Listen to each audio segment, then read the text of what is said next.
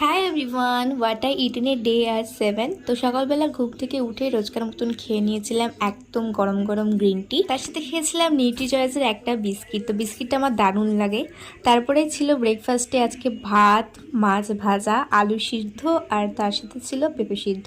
Breakfast করার পরেই কিছুক্ষণের মধ্যে দেখি প্রচুর পরিমাণে বৃষ্টি নেমেছে। প্রায় 2 থেকে 3 ঘন্টার মতন বৃষ্টি হয়েছে। তো বৃষ্টিতে একটু ভিজতে ইচ্ছা করছিল, বাট পারিনি। তো যাই হোক, বৃষ্টি পড়লে তো কিছু খেতে ইচ্ছা করছে, তাই বাউলি স্প্রাইট রোলটা খেয়েছিলাম। ফ্রিজে রেখেছিলাম বলে একটু শক্ত হয়েছিল, বাট বাইরে থাকলে হয়তো নরম থাকতো।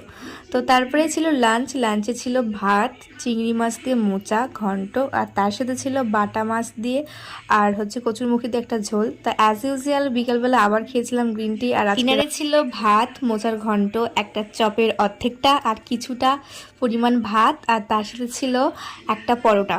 তো দ্যাটস ইট, এটাই ছিল সারাদিনের খাওয়া দাওয়া। তো দেখা হচ্ছে নেক্সট ভিডিওতে। লাইক অ্যান্ড সাবস্ক্রাইব করতে ভুলো না। বাই।